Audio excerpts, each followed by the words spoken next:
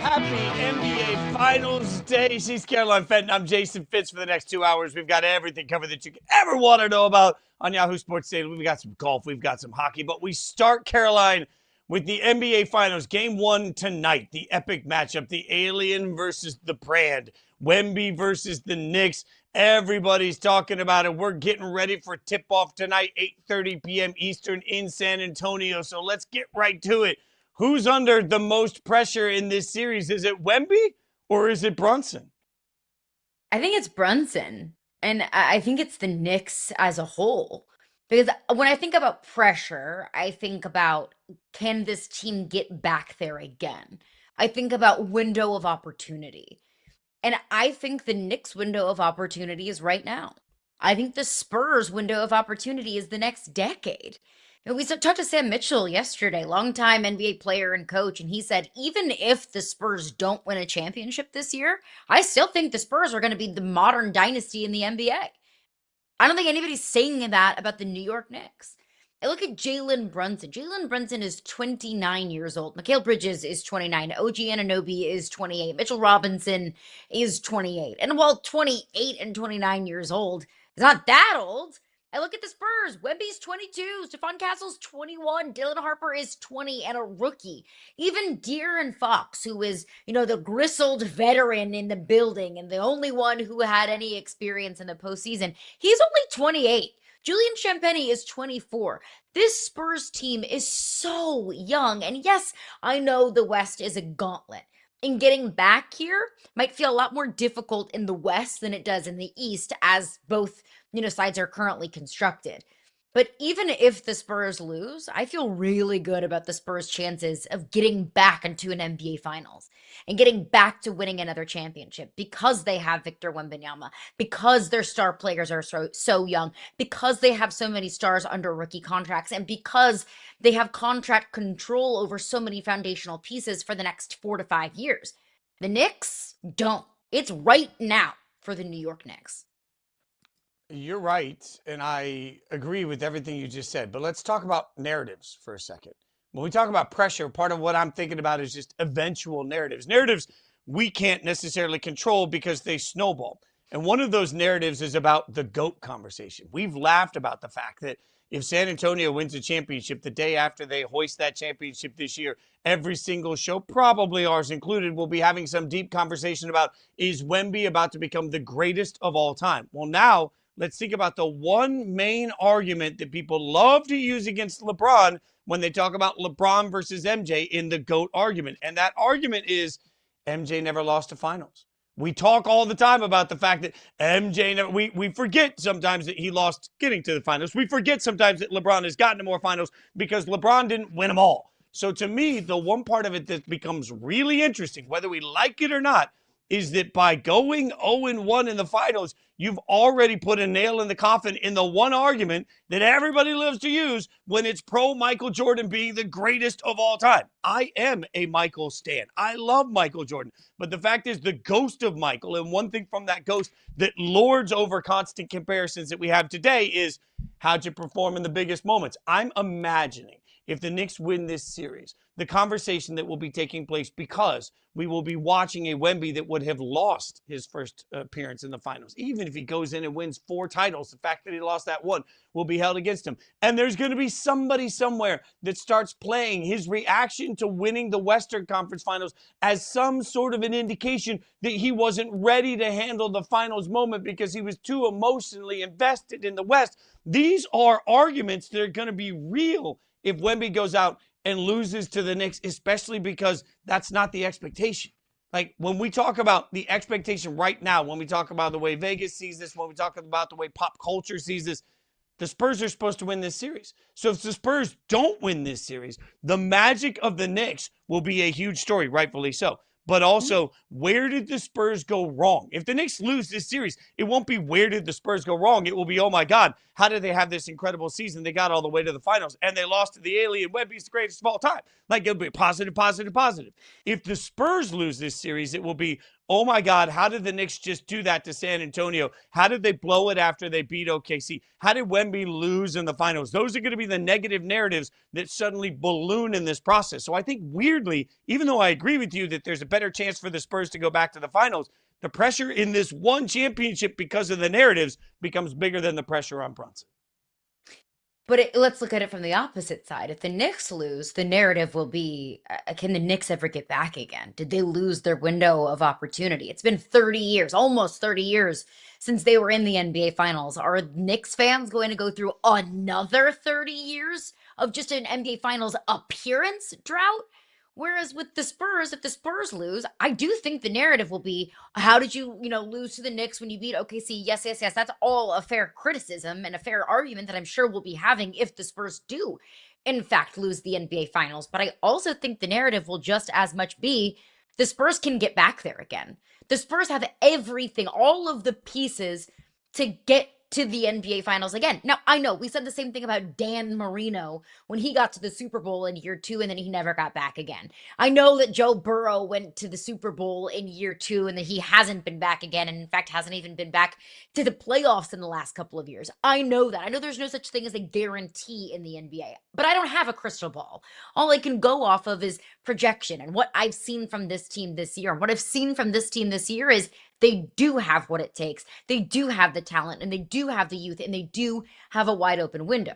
And you make a fair point. Look, I get it. Michael Jordan never lost a finals. And if Victor Wembanyama loses this one, he will already be behind in the GOAT conversation. But right now, Victor Wembanyama is doing something that Michael Jordan never did. It took Michael Jordan 7 years to get to an NBA Finals. Wemby's there in year 3. Michael Jordan was how old when he got to his first finals? 25, 26, 27. Wemby's 22. So in year 3, Wemby's already done something that Michael Jordan never did, and that's get to an NBA Finals in his first 3 years as a professional. You're right. And it took Jordan breaking through the Pistons, which took several years for that to happen. Wemby just broke through the Spurs like that. So you are right. There's plenty that adds on to this. So let's look at this from the other side, from the Knicks side of this going into the series. Now that they've made it to the finals, and it's become such an incredible run, and the city of Manhattan is just absolutely just in love with this Knicks team, all the celebrity status, is Mike Brown unequivocally off the hot seat no matter what happens in this series for a team that seems to have wild expectations? I know this sounds crazy, but no. I don't think that Mike Brown is unequivocally off the hot seat. Now, do I agree with that? No. Like, if I was queen of the Knicks, Mike Brown would squarely be off the hot seat because he has shown me more than enough. And I have heard more than enough from people who have coached in the NBA to say that he's got this secret sauce that just fits with the chemistry and the personality of this team. But James Dolan fired a coach after they got to the Eastern Conference Finals last year in Tom Thibodeau. I thought that was crazy. I was wrong. Ended up being the right decision. But the Knicks got to the Eastern Conference Finals after so many years of being the butt of so many jokes in the NBA, and that clearly wasn't good enough for James Dolan. James Dolan set the expectation that it was finals or bust this year. And he said that at the beginning of the season. James Dolan even doubled down in the middle of the playoffs and said that Mike Brown is not safe unless they get to the NBA Finals. Who's to say that James Dolan won't push the goalposts even more?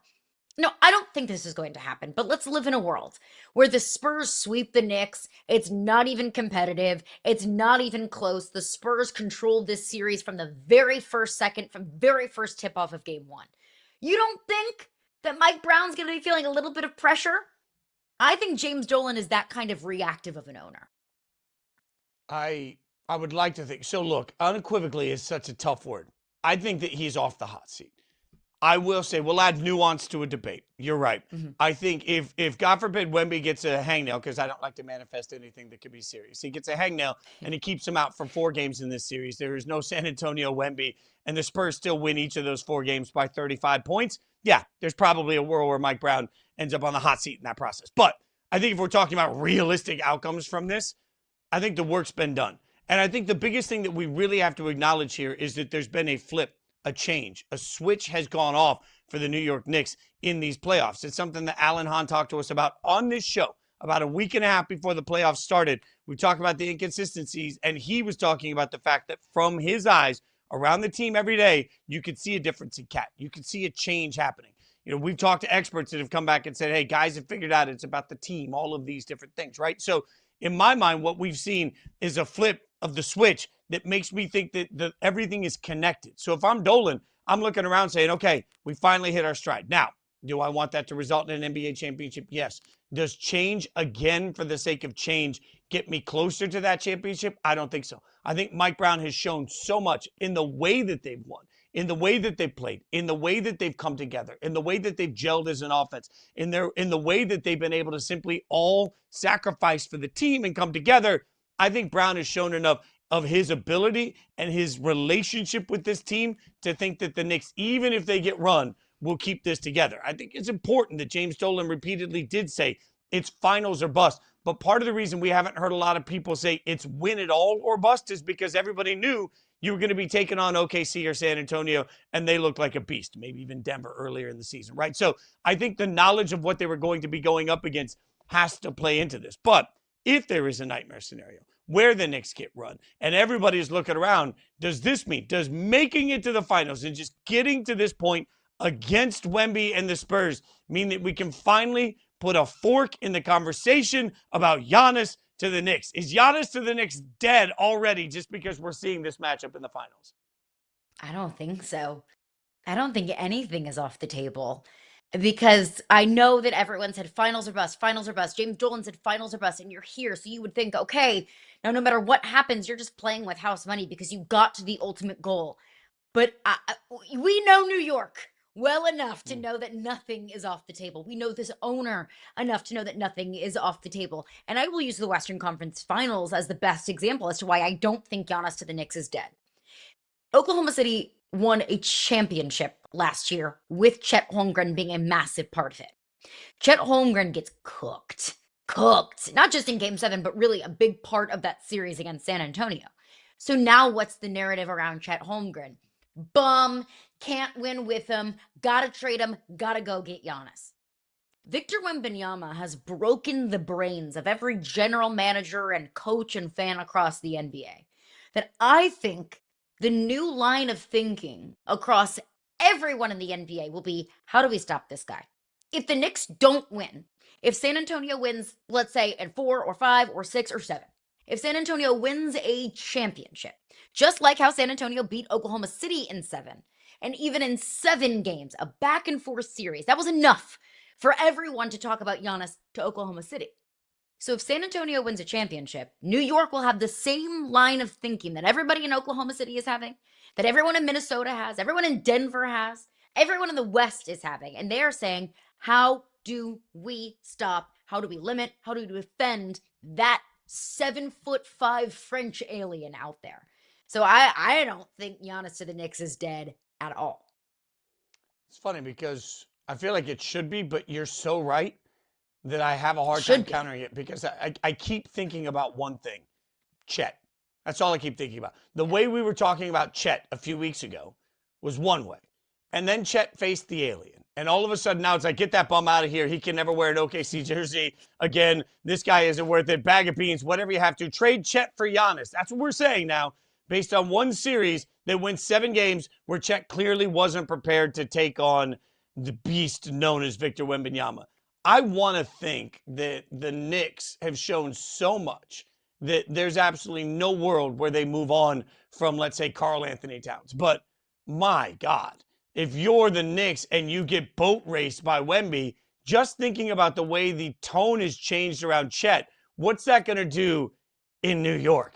Right? Like, I'm the one that came on this show and said Chet Holmgren may not be able to show his face in Oklahoma City for a very long time after the embarrassment he just suffered. What's it going to be like for OG Anunoby or Cat should they get absolutely destroyed by Wemby when they try to go to the local place to get a slice, right? Like, they're going to be serving up. It's like, Brunson, pizza's on me. You can have all of it you want. And then OG and Cat walk up and they're like, no, not for you. It's going to be the soup Nazi all over again. It's like, no soup for you every single time they walk in anywhere in Manhattan because that city is ruthless when it comes to their expectations.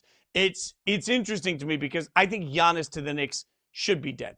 But I also think that every single team that gets victimized by Victor Wembanyama, victimized? Working that out live as we Ooh. go. Every single team that has to suffer through that is going to look around and say, is Giannis available? How do I bring in a big body that I think can just disrupt him? How do I protect the rim better? How do I protect against Victor Wembanyama better? Knowing that he's going to stretch the range of anybody defensively. And I don't think any one player can solve it. If Giannis is going to be a cheat code that should be considered for OKC, I actually think you're right. I'm not sure we can eliminate Giannis from the Knicks conversation. It's hard for me to imagine they break any of the good feels up that they have, but your math Yeah. is too good for me not to let that math, especially if Wemby goes in and dominates the Knicks on the way to an NBA championship. I do think it depends on how it looks. Like if, OG can go out there and really limit Wemby, and we see game 5 of the Western Conference Finals Wemby, where it was like 15 something points, where had a bad game. If this entire Knicks squad can hold Wemby in check, but Dylan Harper and Stephon Castle and Julian Champagny and this entire Spurs supporting cast goes out there and beats you, well then I think we're having a different conversation, because you were able to limit Wemby and then everybody else just beat you, and at that point it's just like you got a tip of the cap to San Antonio. But if it is Wemby just goes out there and absolutely tears you apart the way that he did in Chet, especially in game 7, that's where the Giannis conversation comes into play. All of the action will start tonight, which means tomorrow all the overreaction will start. We'll be right here for all of that. We, along with everybody else, will get in our feels as we get game 1 tonight. Knicks taking on San Antonio, going to be must-see TV. All right, we'll get back to the NBA Finals, of course. But coming up, the world is still reeling from the massive mega trades we saw yesterday. More likely division winner from those two teams you see on the screen. We'll figure it out next.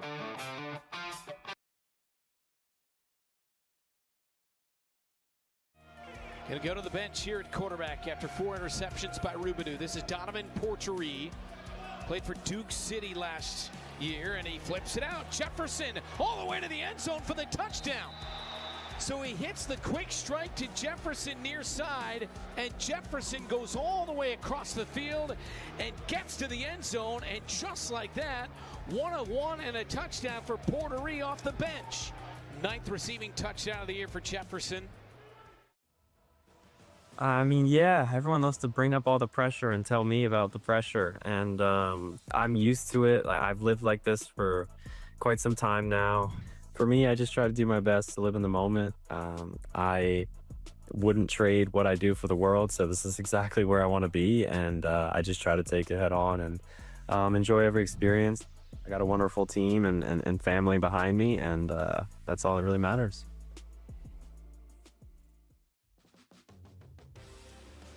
What about the pre-fight talk? Do you feel like there should be a line? I mean, can we look at it like comedy? I think that would be awesome. I think that would be better. Even well, if you're I talking think about if moms and stuff. I mean, that sucks if someone did, Like, yeah. Okay. I think, like, building up to it, like, if you and I were standing across from each other and we were going to fight, you'd probably say a bunch of stuff you really don't mean.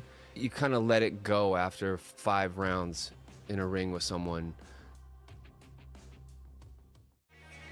Orlando, 1 timeout left, but the game comes down to this right here. 4 feet away from the goal line in the win.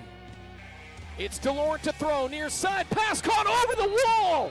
That's a touchdown. He caught it over the wall. Touchdown from Touchdown, Orlando! A walk-off win. As dramatic of a finish as you will ever find, and a walk-off for the Pirates. Wow, what a finish in Orlando. First look at Myles Garrett in a Rams uniform. Absolutely incredible. I saw a report yesterday that after the longest 24 hours you could ever possibly imagine, where he came in, flew in, did press, met the teammate, met everybody at the facility, met everybody that he needed to meet. He looked at the people that were giving him a tour and he said, can somebody get me into the gym so I can go do my workout? That is who Myles Garrett is, and that's who he's going to be for these Rams.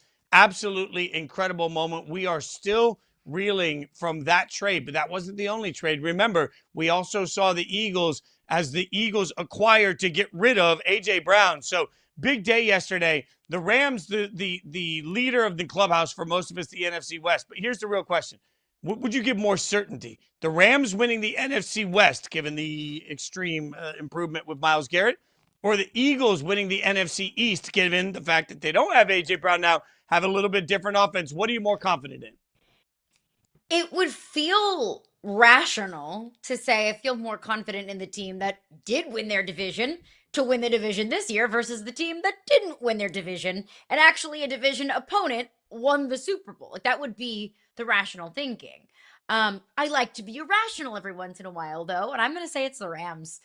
I probably even would have said the Rams before the Myles Garrett trade. And then you add Myles Garrett, the best defensive player in the National Football League, on top of, let's not forget, the Rams also signed Trent McDuffie in the offseason. So you add the, reigning defensive player of the year, single season sack record in the history of the National Football League, absolute alien in Myles Garrett. And oh yeah, by the way, you add a top 3, top 5 corner into a secondary that was kind of a weakness for the Rams last year.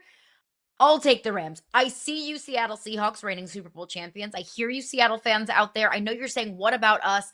But you lose your offensive coordinator. You lose the Super Bowl MVP. I do have some question marks about how the Seahawks are going to be able to bounce back off of a Super Bowl year. The 49ers, I think that they could be really good. I also think they could be banged up, and their average age is like 74. So I don't trust those teams nearly as much as I trust Sean McVay and reigning MVP Matthew Stafford and Myles freaking Garrett.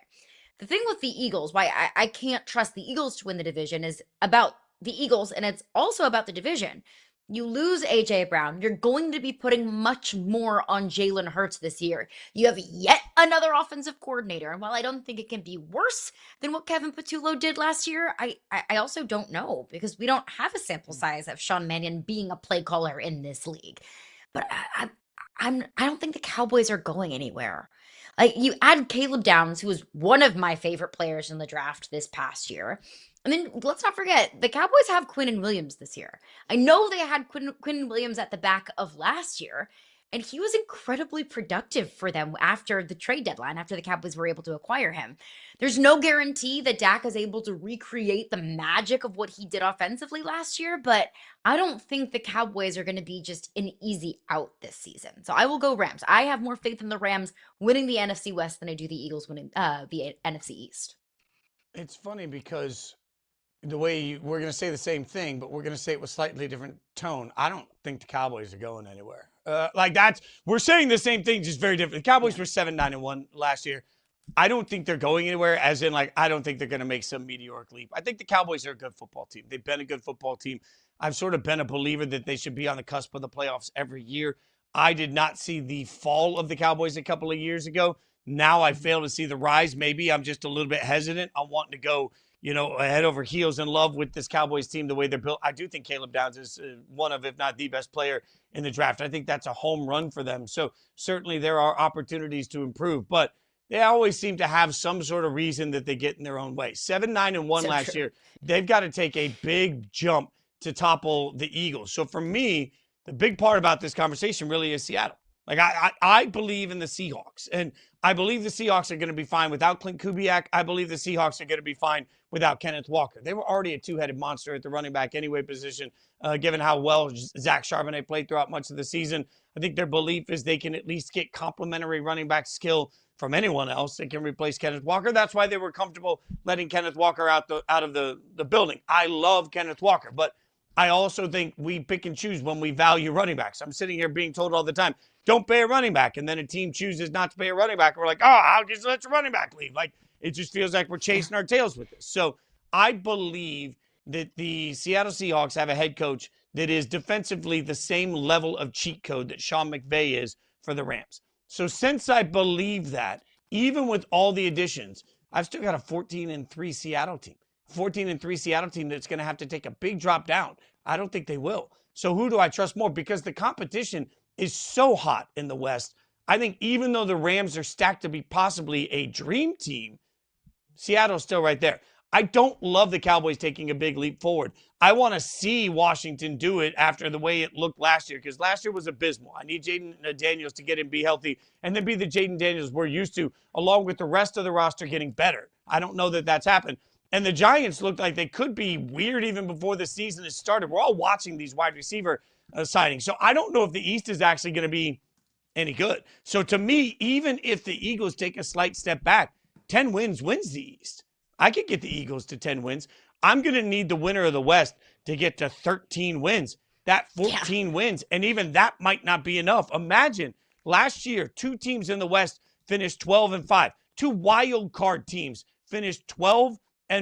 That's how tough those teams are in the West. So I think for that reason, I'm going to go Eagles. So I think you and I, though, agree the Rams Seahawks are 1-2 in the NFC in some version, right? So who is the third best team in the conference? I'll go through my thinking and all of the teams that I considered. One team I considered was the 49ers, but I just think that their floor is potentially way too low. I mean, they're one of the oldest teams in the league that just got older with their offseason acquisition of Mike Evans. I love Mike Evans, but you can't trust the 49ers with injury. Of course, injury is going to be something that's a factor for all 32 teams in the NFL, but with the 49ers, it has been a thing over the last several years. So the 49ers are one that I considered, but ultimately didn't put them into consideration. The Bears were one that I considered as well. I think Caleb Williams and Ben Johnson, with a year under their belts going into year 2 together, Caleb Williams going into year 3, I really, really like the Bears, but losing DJ Moore and 700 yards and what he brought for that offense last season, I'm a little bit skeptical to already ascend them into the top 3 of the NFC. The Lions were another team that I considered. I think last year was a fluke. Like, the Lions are way too good of a roster.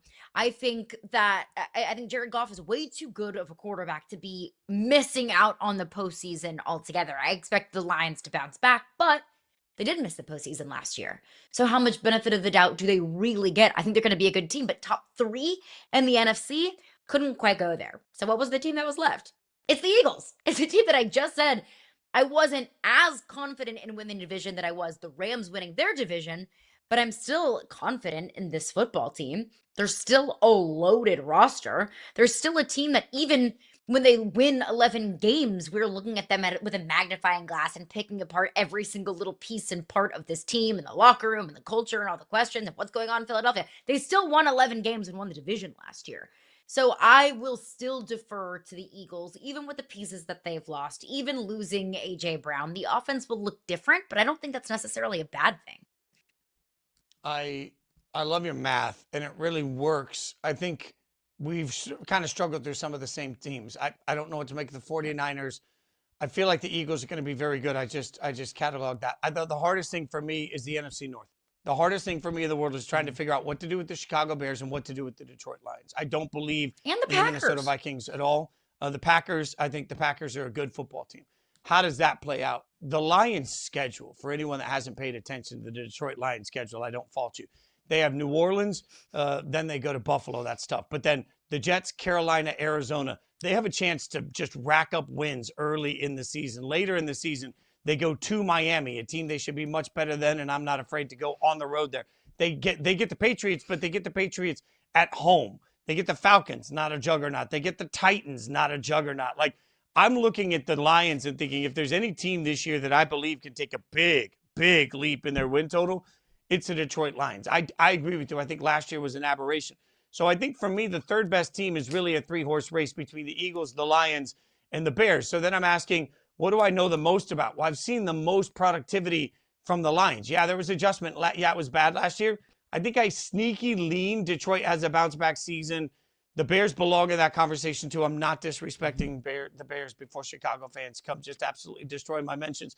I think those are your 3 teams that really stand out as the 3 teams that could be third best. I'll go Lions because I have to pick somebody, but I'll pick the Lions to have a bounce back in this situation, acknowledging that however the Packers and the Bears play in this season is going to make it. Like, I keep thinking, the more I think about this, the more I'm like, man, just the fact that the Lions have to go through the Bears, who are going to be good, and the Packers are going to be good. Like, the Eagles, again, continue to have this advantage to me in my mind that they're going through Washington, the Giants, who may or may not be, like, we're giving the Giants all this street cred because of Harbaugh.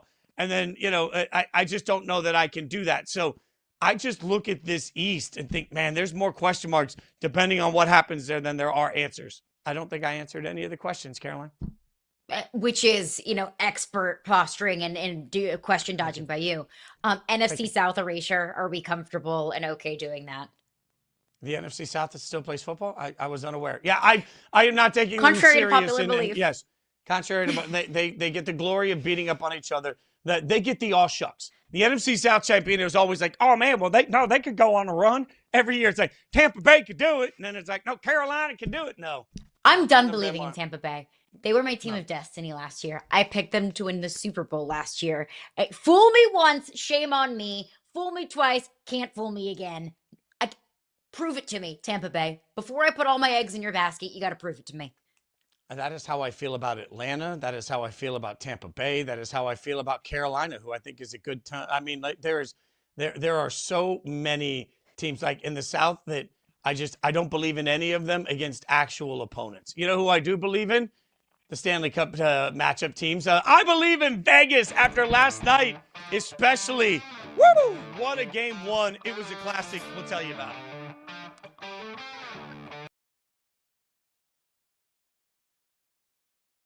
Rubido's going to have to stand in there. He's going to take a lot of big hits because they're going to give up pressure. Fake handoff from the three, launches, got a man deep, caught, touchdown, New Mexico, Demond Street with the answer. Let's watch, there's Rubido gets drilled and just, poorly timed on the defensive play by or Decius. Decius jumps and the ball's not even there yet, but a great play though for New Mexico. The UFC has just given me so much. And I've met so many great fans around the world, different states and things like that. And I'm just blessed. And like I said, I'm glass half full all the time. Even when things are not going my way, I find a way to look at the bright side. I'm just happy to be here, man. And one fight at a time, when it's all said and done, I would love to have my last dance with the UFC. What's it mean to you to see your squad still celebrated and embraced like this 40 years later? It's pretty crazy, to really still see this, and they haven't been in the winning circle since 40 years. It's time that they put it together. 40 years of what this team that I played with, this is like the best team I played on in '86. I played on the '98 Yankees too, but this team here was a team that you just didn't want to mess with.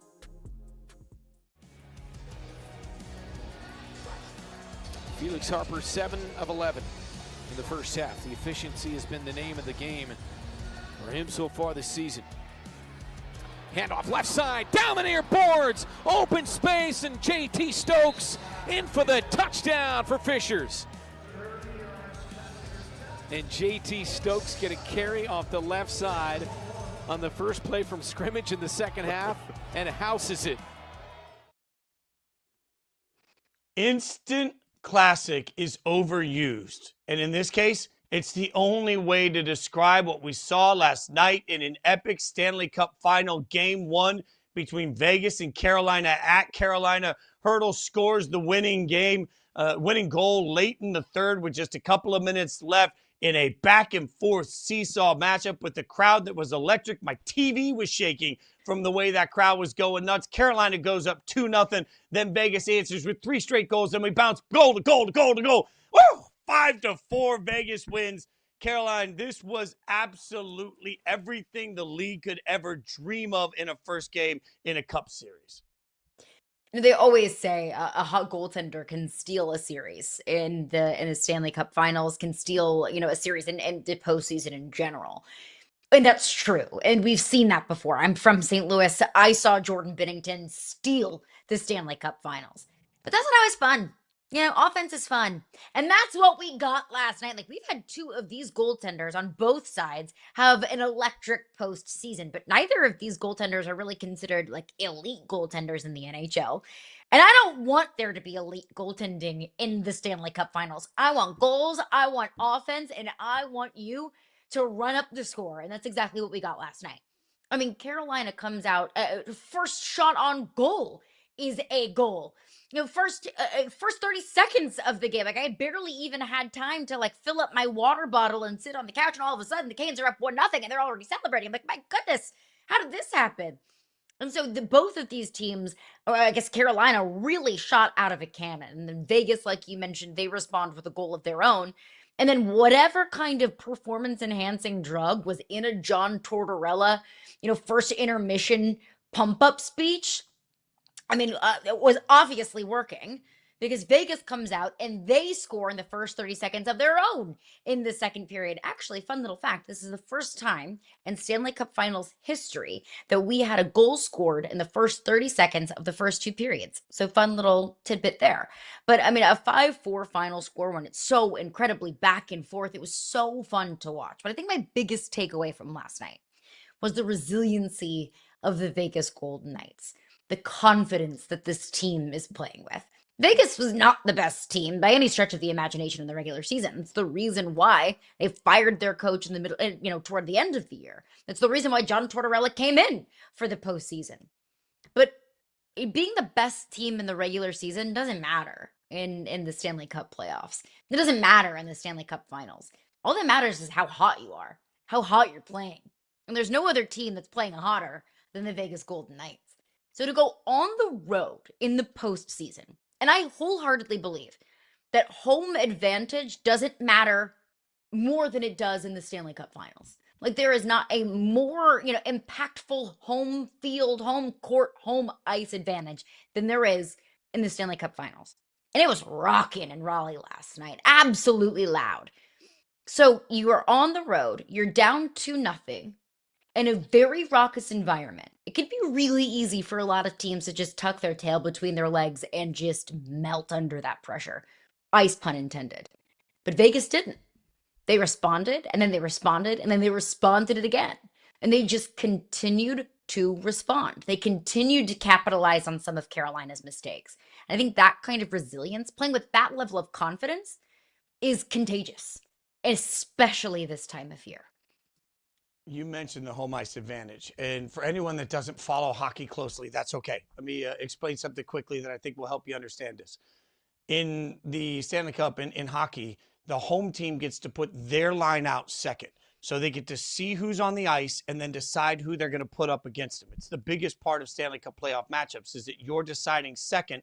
You get to see what's out there and then adjust your lineup to it. So look late in this game when there was a questionable icing call that the Vegas bench didn't like at all that put the puck back deep in Vegas's bench for a face-off. Well, Vegas had their fourth line out. In that moment, because of home ice advantage, Carolina was able to look at it and say, you know what? I'm going to put my top line out. And it resulted in a game-tying goal. Those are the sorts of moments that are so huge. But to Vegas's credit, they didn't break. They didn't even feel pressured. They didn't feel pressed. You saw earlier on the screen a stat about the win percentage of the teams that they've taken on. Vegas has been beating the best of the best, and they've been beating them handily through all of this. And part of it is because it's a roster filled with superstars. Part of it is because it's a coach that's absolutely come in and found the right pulse of this team. You see it here. It has 680 during the during the regular season for a 7-game winning streak. It's the toughest strength of schedule for any team during a 7-0 stretch in the playoffs in NHL history. Vegas was an underdog against Carolina, but when you looked at the odds of a sweep, it was astronomical. They come into this series and everybody says, yeah, but now they're taking on Carolina. And early in this game, speed of Carolina was too much for Vegas to handle. But they didn't get overwhelmed. I got to give Tortorella credit. You mentioned his speech. They showed this on the broadcast. Down 2-0, he went to the bench and he said, guys, there's plenty of hockey left. We're going to stay calm. We're going to play our game. We're not going to go east-west, meaning they weren't going to throw the puck back and forth. They were going to go forward. They were going to continue to press. It's exactly what they did. And before you know it, they scored a goal. And once it was 2-1, everything felt different. This is a statement to the way that this roster is built. This is a statement to the confidence this roster has. It's a statement to Torts and the job that he's done. I didn't understand firing Cassidy with 8 games to go. What good is it going to do? I was wrong. The Knights organization was right. It's done this good because this is a team, Caroline, that is so confident. And now if I'm Carolina, I'm looking at it saying I had home ice. I had home ice with an electric atmosphere. Even on the broadcast, they mentioned it was absolutely dynamic. I went up 2-0 in the first half of the first period. I had this game. And I lost it. Like now Carolina has to figure out how to bounce back. And look, we saw Carolina do that in the Eastern Conference Finals. We saw Carolina get smacked in the mouth by Montreal in game 1. And then they went on and won that series in a gentleman's sweep. But Montreal is not Vegas. At least Montreal at that point was not playing the way that Vegas is playing, the level of resiliency that Vegas is playing with. So I'm not going to say, and look, for Carolina to give up a 2-0 lead, to give up game one at home, I mean, that is absolutely detrimental. That is, I mean, has got to be a massive hit to their confidence. But this Carolina team has faced, I think, so much adversity over the last several years. They've constantly been banging on the door and not breaking through for a Stanley Cup. I mean, how many years have they made it to the Eastern Conference Finals or the Eastern Conference semifinals and they just run into a wagon? So this is not a team that's, while they are new to the environment of the Stanley Cup Finals, they are not new to this, the level of hockey, this level of competition. And what we saw last night, yes, it was devastating for Carolina to give up a game at home, but what we saw last night was an incredibly evenly matched game. That was as close as a coin flip as you can get in this sport. So I don't think that just because Carolina lost an absolute heartbreaker in game one, that we're headed for Vegas in a sweep, headed to Vegas for a gentleman's sweep. I still think the series has what it takes to go 6 or 7 games. But now Carolina is playing from behind. Not a place they haven't been before, but a really uncomfortable place to be in this position. And certainly right. They have been here before. It does put pressure in game two on Carolina because certainly you can't go back into that Vegas atmosphere down 0-2 No. and feel good about where you're coming. Puts a lot of pressure on Carolina. But these are right now the two best teams. Like this is where it's funny because we always talk about what we want out of playoffs. Do we want to reward the best team through the regular season? Because certainly the best team through the regular season's already been eliminated, right? As always happens in the NHL. But right now, if you ask what two teams have been playing the best hockey throughout the course of the playoffs, we have them, right? You have two teams that have a good amount of veteran experience. You have two teams that have good veteran coaches. You have two teams that I think can understand what's in front of them, and two teams that don't typically beat themselves, but two teams last night that did. I think both of these teams made unforced errors throughout the course of the game that are uncharacteristic to who they were. Both teams came out. Vegas came out a little bit nervous, I felt like, in the first 10 minutes of this game. But conversely, when the game started to flip the script a little bit, I thought Carolina made mistakes they don't usually make. Both of these teams press you. You have to play really smart hockey against them. And I thought what we saw last night were both teams had some moments they regret that led to goals. So I expect over the course of I think it's natural, as they mentioned on the broadcast last night, you dream of playing in the Stanley Cup final your entire life. You dream of this moment your entire life. Well, game one is that. You say, oh my God, I can't believe that we got this. I can't believe we scored those goals. Nikolai Ehlers scored 2 goals in the first period, right? He gets to put that in his memory bank forever. Now you sort of throw that away. I think game two is going to give us a much better sense of how this series is going to go because nerves don't exist to the same level when it's game two. Like I was lucky enough to cover the Preds during their Stanley Cup final run against Pittsburgh. And it was, you could feel palpably covering the team and being in the locker room. The difference between game one and game two was real. In game two, we get a much better sense of who these teams are. So Caroline, you're absolutely right. I think this series is far from over. I also think this series last night was a reminder that we're going to get electric. As much as everybody's talking about how electric the NBA finals are going to be, congrats to ESPN. They're going to be able to put the NBA finals on one night, the Stanley Cup final on the next night, and there is no drop off in electricity from night to night in this process.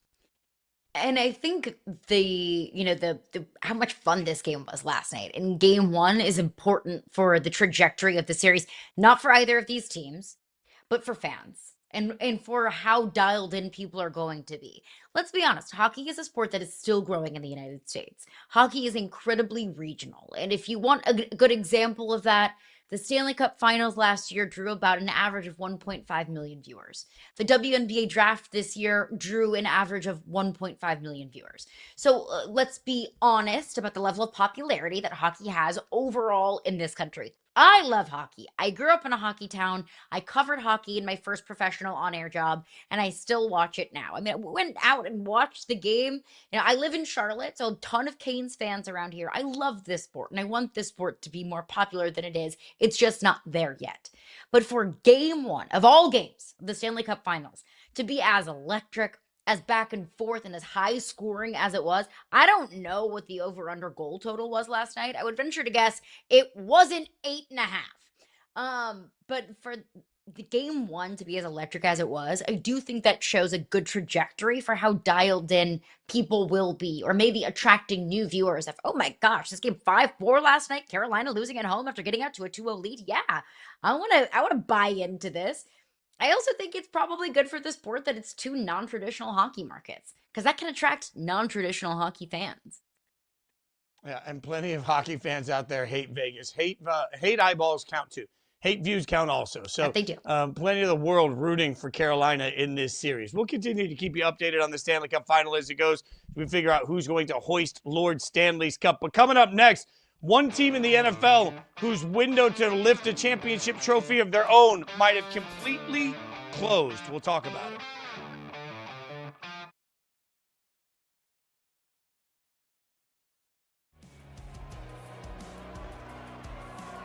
There's the toss to Kerrigan. He is destroyed at the 2-yard line. Yeah, and a great effort by Carson Taylor, defensive end. He makes Kerrigan really have to get wide here, and then good pursuit by the rest of the defense. Arizona down by 3. Snap to Myler. There's the give to Clark. Open space, hurdles a defender, and he's tackled at the 17.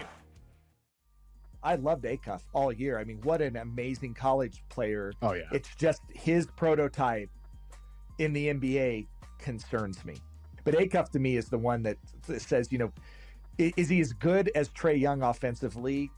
Probably not. Is he as bad defensively as Trae Young? Probably.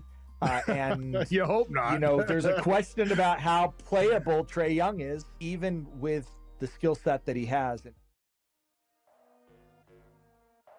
What's the difference between your show and their show? I'm going to say we have the superior talkers because I'm on the show, and nobody's a better talker than me in all of professional wrestling, and that's just a fact.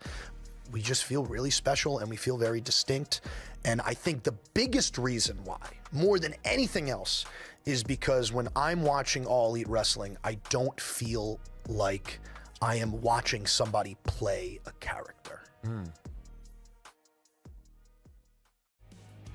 Pretty low scoring first half with 5:38. Going to send it deep. And Puka Williams out of his own end zone. Out across the 10 with a seam. He's out of Williams there. on the run. Inside the 20. Breaks the tackle of the kicker, but Sutherland got just enough to trip him up. Huge return down to the 13-yard line. And the guys are going to make fun of him because he got tackled by the kicker to stop him from scoring a touchdown. Holy smokes. Super Bowl odds for the NFC West teams. You've got the Rams with the shortest odds at plus 600. The Seahawks plus 1,100. The Cardinals plus 1,800. Or sorry, the 49ers plus 1,800. Then the Cardinals plus 40,000. Plus, I love that. Like, I just want to put $1 on the Cardinals knowing that it's a waste of May as $1, well. but it will make it'll just make the world exciting for the entire season. Cardinals better chance of going winless than of actually making the playoffs. But of the teams that we're talking about here in the West, the one team that seems to be forgotten is the 49ers. They're coming off a 12-win season, but Caroline, I just look at this and I'm left to wonder, has their odds to win a championship, has their championship window actually closed in San Francisco, given some of the things they're about to be up against? I don't think so. Because everything that could have gone wrong last year did. Brock Purdy was hurt at times. You had a revolving door at the receiver position. George Kittle tore his ACL. How many injuries did they suffer defensively? Nick Bosa, Fred Warner, both missed a majority of the season. I mean, so much so. The 49ers had so many injuries that we were talking about like electric waves. It was conspiracies of that being the reason why this team was so injured. Like, we were really putting on our tinfoil hats here just to rationalize how injured this team was. Yet they still finished second in the deepest and most competitive division in the National Football League last year. Yet they still made the playoffs. So as much as it feels like we could say that the Super Bowl window is closed because this is an aging roster, because it only got older with the addition of Mike Evans, but I think also got better with the addition of Mike Evans. that George Kittle's availability will be a question mark. I highly, highly, highly doubt George Kittle's going to be available for the beginning of the season. End of the season, probably so. But and as much as I want to say it has closed because this team is so unreliable when it comes to injury, I don't think it is. Because you still have a young Brock Purdy who has gotten this team to a Super Bowl before, and you still have an offensive mastermind in Kyle Shanahan who was able to keep this ship steady even in the face of all of this injury. So no, I don't think that the Super Bowl window is closed, even though the path to a Super Bowl looks much murkier with the Seahawks coming off of a Super Bowl and with the Rams just getting that much better with Myles Garrett. Yeah, I want to believe everything you just said. I just have such a hard time when the rest of the division has gotten so good, right? So a couple of things that we know out of the gates. Like at this point, if I had to bet my house on the 49ers versus the Rams, given the way the Rams have stacked up, I'm taking the Rams in both of those matchups. If I'm asking about the 49ers versus the Seahawks, I think the Seahawks have earned benefit of the doubt in there, the defending Super Bowl champions. So I can find San Francisco to 4 losses, even if it's only 3 in their own division. Then on top of that, they draw the AFC West this year. So they're going to have to take on Denver. And they're going to have to take on the Chiefs, who I think are going to be better. They're going to have to take on the Chargers. Obviously, those are tough. They also have to take on Dallas this year. They also have to take on Minnesota this year. You can go up and down the list. They got Philly this year. There are tough teams on this schedule. It's a tough schedule. They're going to cover more miles than any other team in the NFL because they've got international games that are just absolutely brutal for them. So that's an issue. They don't have Robert Saleh as their defensive coordinator anymore. That's an issue. I'm just stacking all of this and saying, hey, if we took the logo off the helmet, which is tough to do, if we take the logo off the helmet, it is hard for me to get this team to 9 or 10 wins. It's just so much stacked against them. They won 12 games last year when everything went wrong. But even with the injury conversation, I can't believe how injured they were.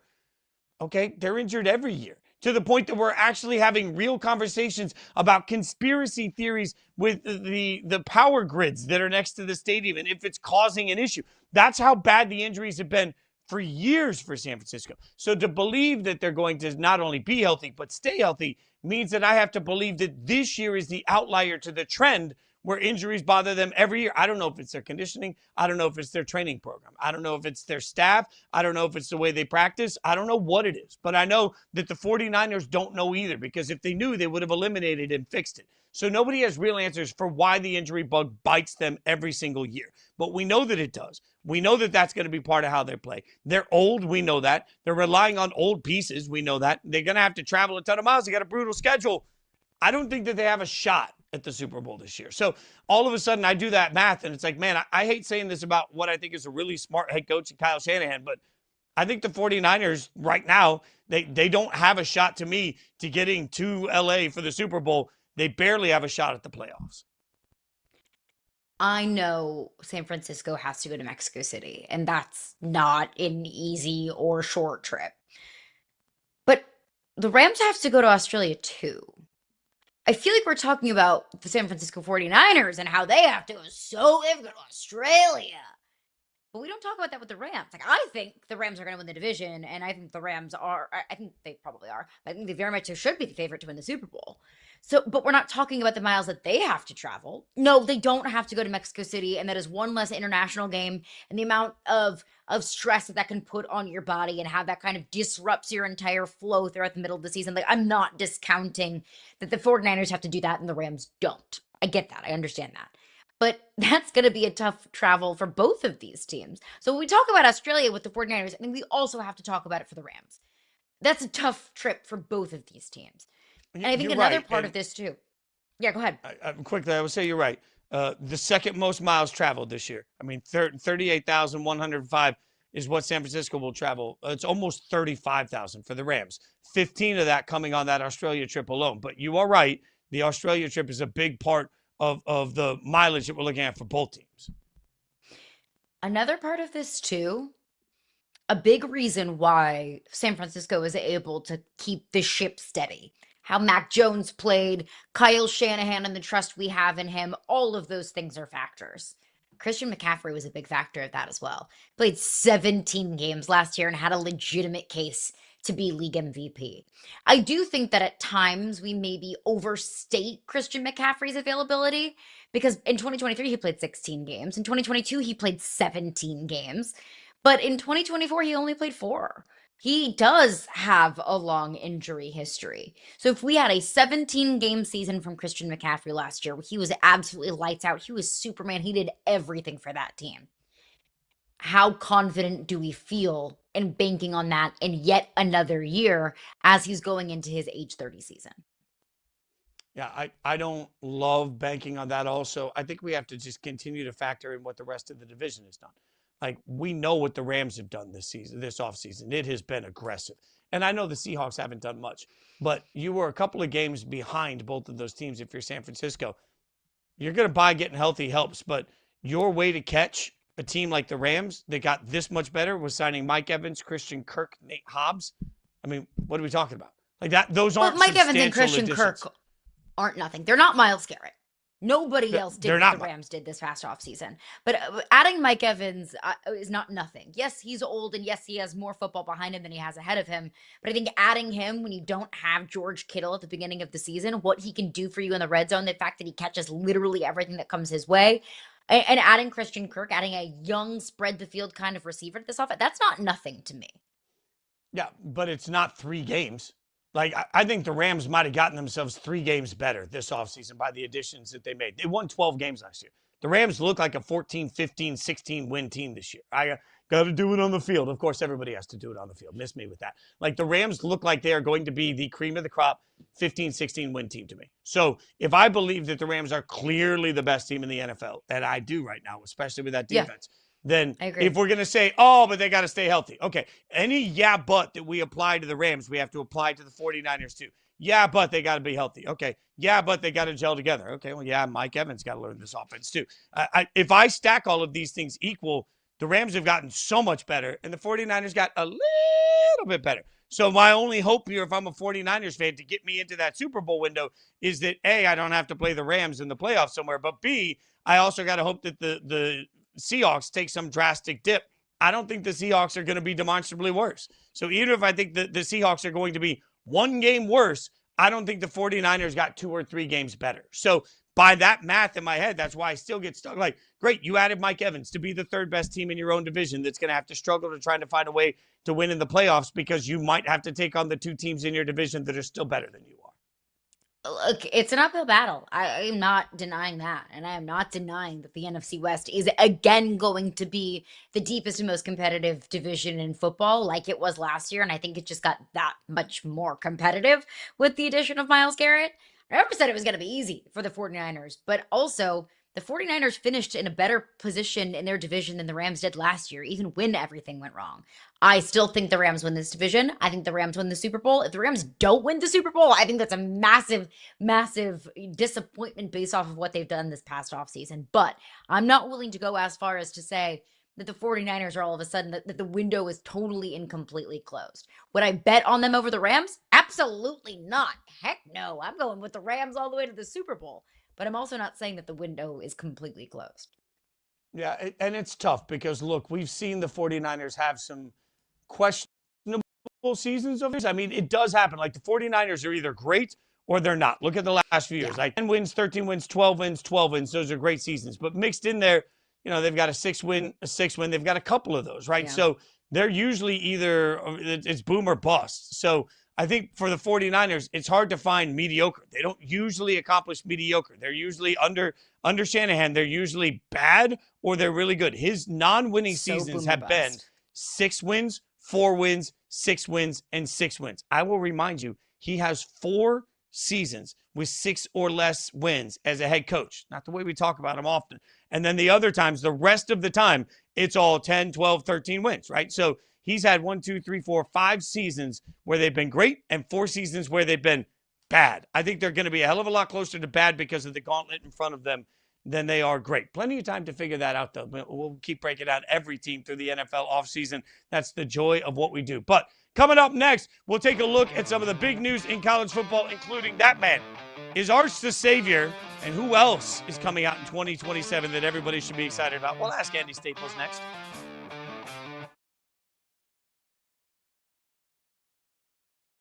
Rubido's going to have to stand in there. He's going to take a lot of big hits because they're going to give up pressure. Fake handoff from the three, launches, got a man deep, caught, touchdown, New Mexico, Damon Street with the answer. Let's watch, there's Rubido gets drilled and just, I mean, poorly timed on the defensive play by or Decius. Decius jumps and the ball's not even there yet, but a great play though for New Mexico. The UFC has just given me so much.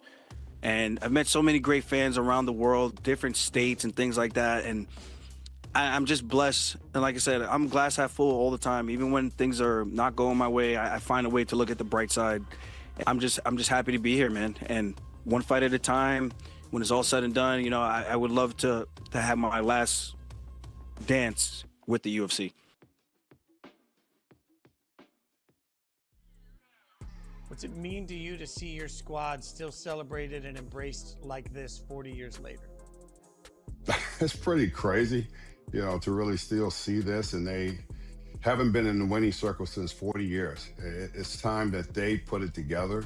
40 years of what this team that I played with, this is like the best team I played on in '86. I played on the 98 Yankees too, but this team here was a team that you just didn't want to mess with.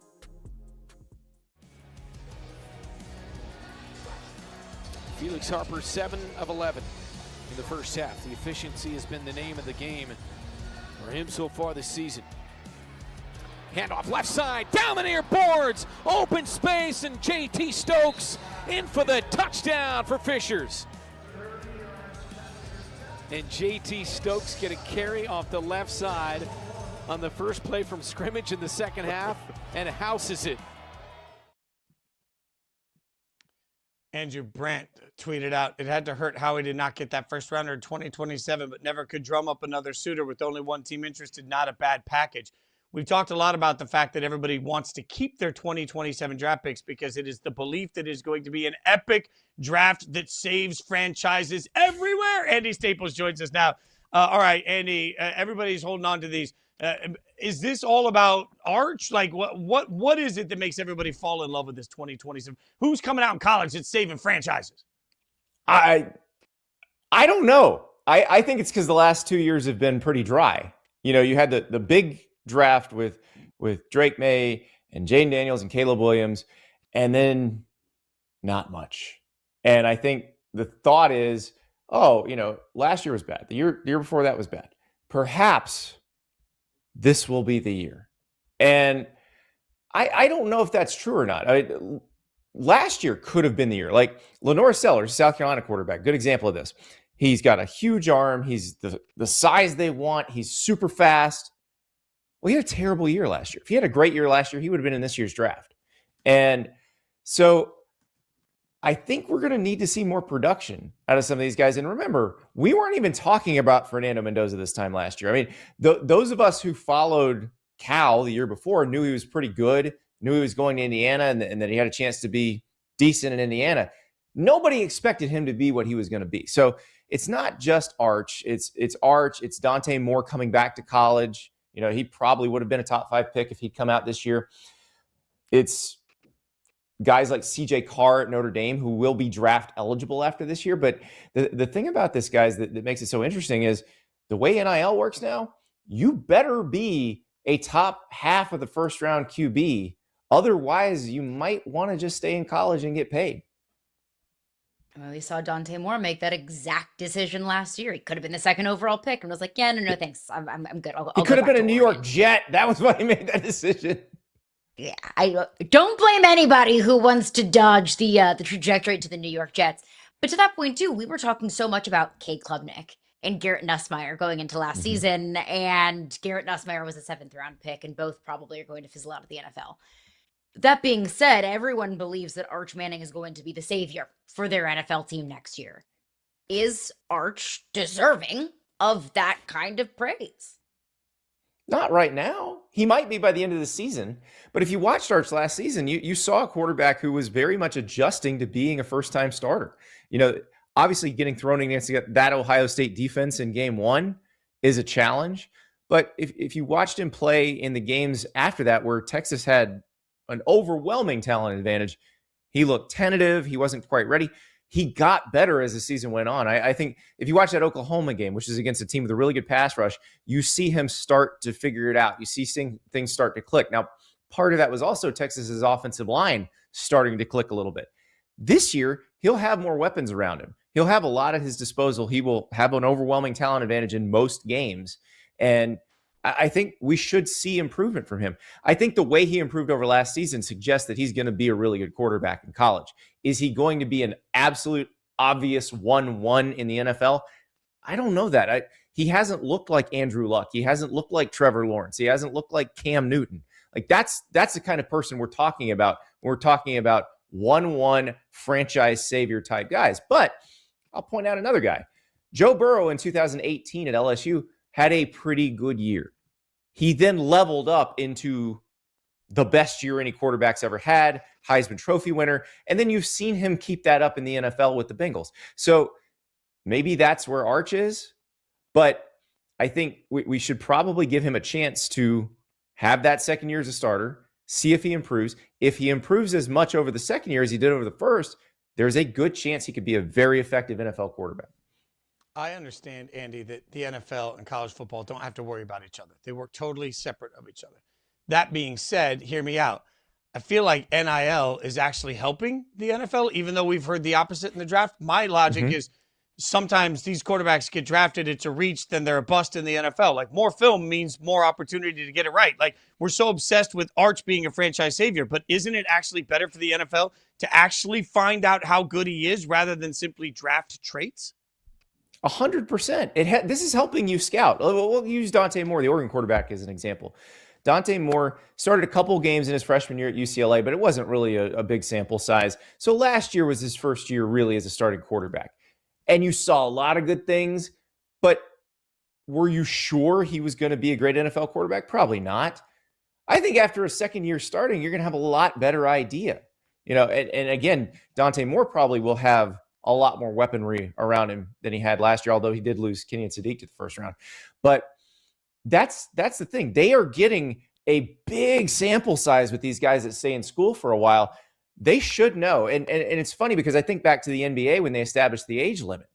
The reason the NBA put that age limit in effect was to save the teams from themselves, because they kept drafting these high school dudes and thinking, oh, this will be Kobe Bryant or Kevin Garnett. And guess what? Kobe Bryant's and Kevin Garnett's are rare. So, yeah, I think this is ultimately going to help them, Jason. And they may not want to hear it, but, yeah, right now you're in a period of upheaval because NIL just started. Guys are staying longer than they did. You're not having as many 3 years and out into the draft guys. And they're saying, well, these classes are not really talented. Well, they're going to get more talented because eventually these guys are going to age out of college. I know we've covered a lot of court cases, but they're not all staying 7 years, I promise. I feel like I have an honorary legal degree just covering college football the last couple of years. It's talking season in college football. It feels like that never really ends. It's always talking season. But we just had spring meetings, and at SEC spring meetings, Kirby Smart said, hey, we're not scared to break away. No, we can financially support ourselves. The SEC does not have to be part of the NCAA in college football.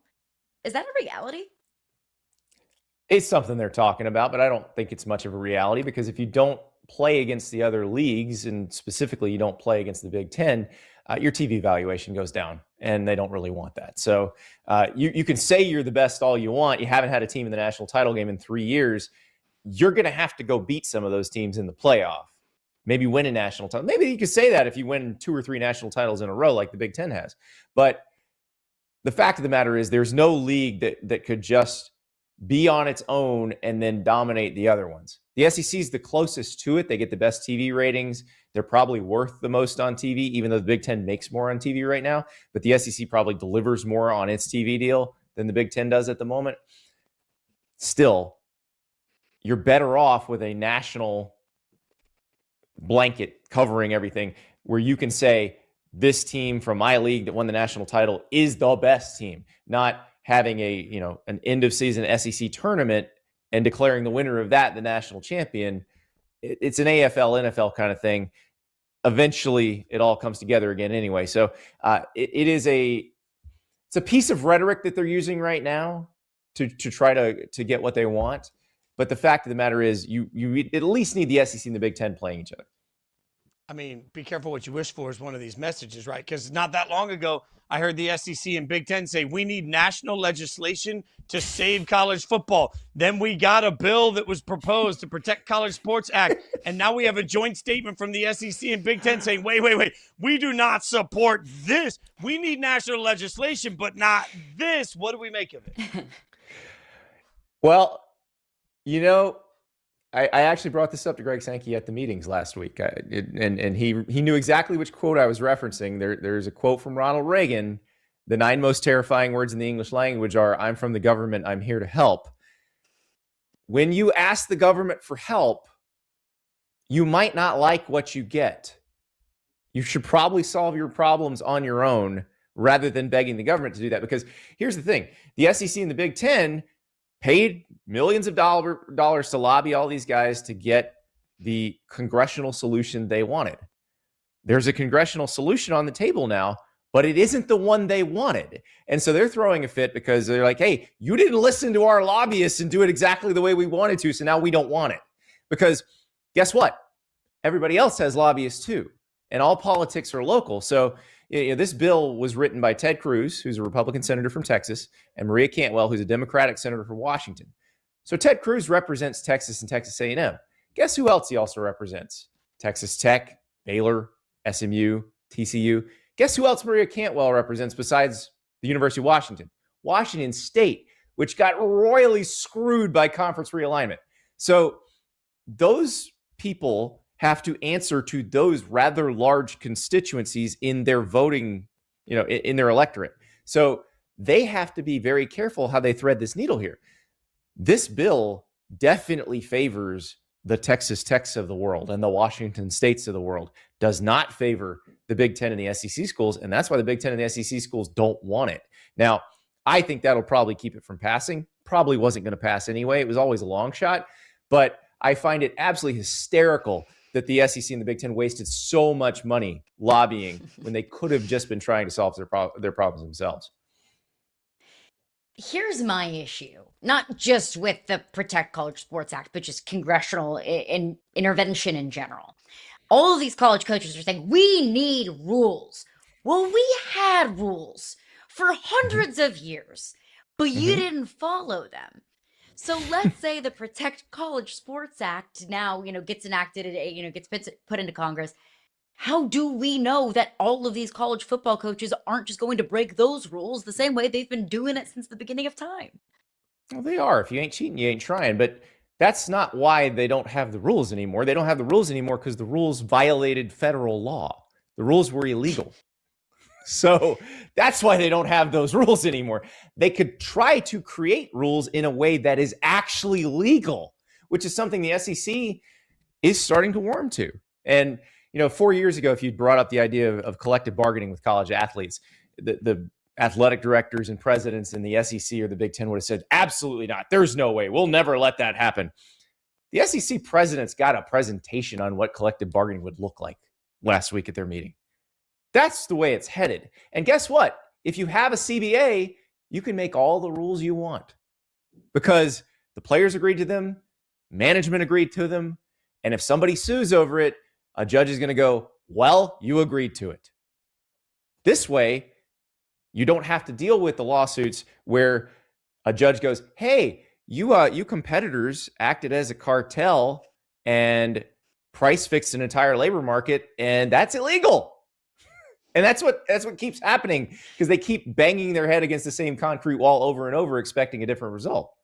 But that's what drives me crazy. And fans keep yelling and screaming about what college football used to be without acknowledging that now it has been legally established that what college football used to be flat out violates law in the United States of America. We are never going back to what college football used to be. So and I think we agree that the long-term future looks like collective bargaining, and that's the only way that this really gets solved, is that the SEC collective bargains their own, the Big Ten collective bargains their own. Are we looking at one massive collective bargaining and unionization? Because it feels like trying to get every college football program from every college in the country to come up with one standard that then every player collectively bargains with.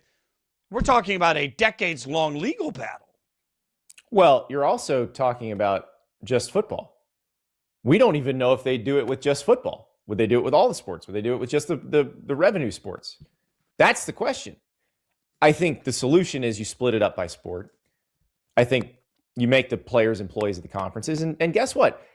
138 FBS teams may not all have the same financial wherewithal. In fact, we know they don't. So it may be that everybody has to kind of move into their own financial universes and like teams play like teams, which I think is what everybody actually wants. But the problem is your school in the club or not? And that's going to be the other thing as this shakes out over the next few years is, I mean, a lot of what's going on in Congress right now, Texas Tech wants to be in the club, and they got a billionaire named Cody Campbell who wants to make sure they're still in the club. And he's pressing his thumb on the scale to make sure they stay in the club. You know, same thing with the ACC schools, with the other Big 12 schools. So we don't actually know how this is going to look. And I don't think it's going to take decades. I think they'll get to it pretty quickly because they want the money to keep flowing. But it is going to have to be decided how you want to do it. I think the best way to do it is split it up by sport. You make the players employees of the conferences.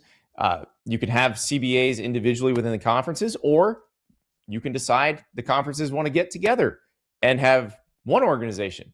But that's the other thing they're going to have to deal with, because as soon as you do that, whether that's the SEC and the Big Ten, the SEC, the Big Ten, the ACC, and the Big 12, you're going to have to deal with the antitrust issues created by some conferences being in the club and some not. And they're going to have to deal with that at some point. Like this bill in the Senate actually attempts to deal with it because it will give you an exemption if you want to pull your rights. But the only way you can do that is with 75% or more of the current FBS. So like minimum 104 schools. I don't think the SEC and the Big Ten want the club to be that big. So they're going to have to figure out how big they want it to be. And then they're going to have to fight it out in court over how big it is. I'm just imagining 140 people put into a room and having to decide what the national standard for pizza is going to be. That argument itselь would take a decade. Well, I mean, guys, college football. Division I's 316 now, I think, for basketball. It can be figured out. 140 could be figured out. Will it be that many? Probably not. Like, is Florida International the same as Alabama? It's not. We don't really need to pretend it is. 1,000%. You guys can check him out on College Football Inquirer. You can check him out on On3, of course, and follow him social media at Andy_Staples. Andy, always appreciate your expertise, man. Thanks for coming on and talking ball. Thanks, guys. Appreciate it. Great stuff from Andy. As always, it's going to be a wild, wild summer. Always is in college football. Is it a wild fall coming for the Patriots? We'll answer that question coming up next.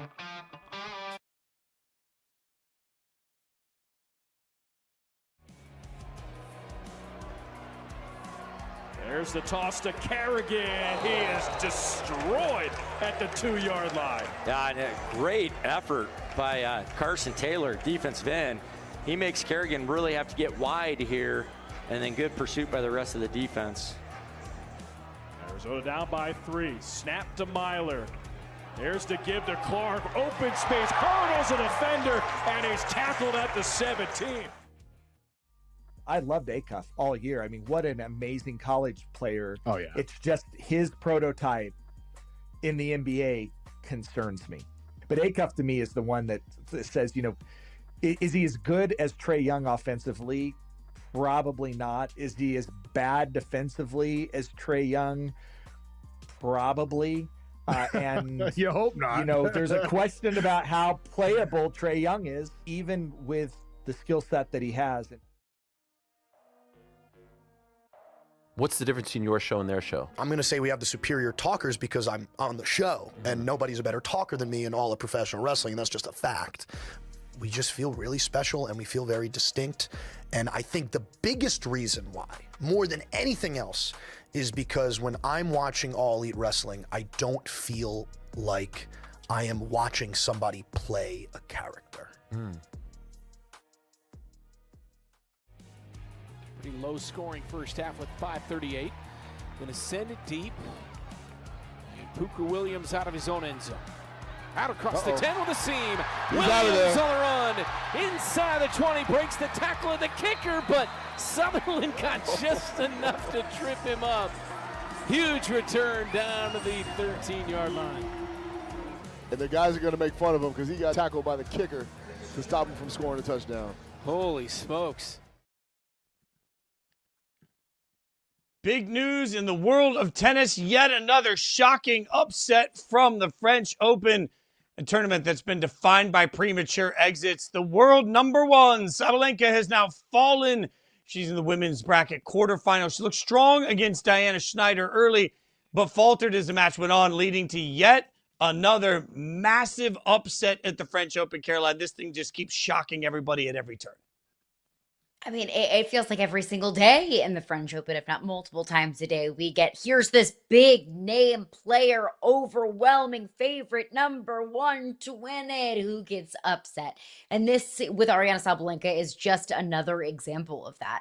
And look, she got off to a lead, won the first set, went into the second set with an overwhelming lead, and then she went on to lose the next 10 games. Now, the wind was a factor in this. There were wind gusts as high as 26 miles an hour, which has affected some of the serves and some of the shots in the first set.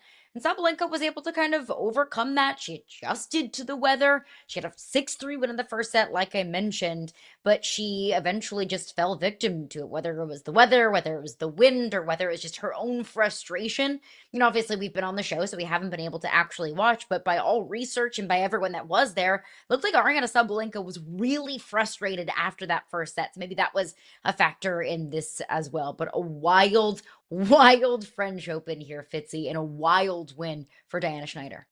Between the heat and the wind, I'm not sure if we're covering tennis or if we're meteorologists. Either way, I'd like the green screen behind me with a little map, and I can point at the things. We'll keep you updated on any more. The one thing we're sure of, there'll be more upsets. So as the upsets keep rolling in, we will keep you updated along the way. The French Open has been absolutely dynamic. If you love unprecedented result, it's must-see TV. All right, back to football in the conversation as we continue to break down the fallout from the massive trade of A.J. Brown headed to the New England Patriots. And this is where Patriots fans, remember, Patriots fans, after trading for plus A.J. Brown, they're plus 147 to win the East, plus 898, very weird number, to win the AFC, plus 1790 to win the Super Bowl. And Caroline, Patriots fans are just in that mode now, right? Like, we were in the Super Bowl last year. Drake May's going to be the next Tom Brady. We're going to go back to back to back. Everything's fine. We are now a dynasty. Part two. I'm not sure it's that simple. I get the signing of A.J. Brown. The trade for A.J. Brown is substantial. They needed to help get more weapons around Drake May. But I don't feel like the Patriots were one A.J. Brown away from suddenly getting back to the Super Bowl for me. I don't know that this has that sort of a difference in the way I see the Patriots this season. I think there's two different questions when it comes to the Patriots. Will they get back to the Super Bowl, and will they make the postseason? Can they win the division? Will they get back to the Super Bowl? No. Like, I'm not putting my money on it. Not on this AFC. But I think the question of can they make the postseason is a really fascinating one. Because there are so many things that the Patriots have done in the offseason to make you feel really good about that. I mean, this was kind of an identity-less offense last year. Drake May in year two, a run game that didn't really get up and going and started until about midway through the season, with a cast of characters at the wide receiver position that didn't necessarily, knock your socks off. But now all of a sudden you bring in A.J. Brown. And he can do what Stephon Diggs did last year, but he can do it better. All of a sudden, he does become your identity offensively. And you have Drake May coming into year three with an entire postseason of experience. With Josh McDaniels knowing and understanding this team, and this team knowing and learning and understanding this Josh McDaniels offense. Mike Vrabel coming into year in New England. They're just that much more vetted, and they have that much more experience as a unit. All of those things would tell me, yes, New England should be able to make the postseason. But there's three reasons why they might not. And one of them is the schedule. Last year, the Patriots were the beneficiary of an easy regular season schedule, and they had a wide open path to the Super Bowl in the postseason. That doesn't take away from what they did.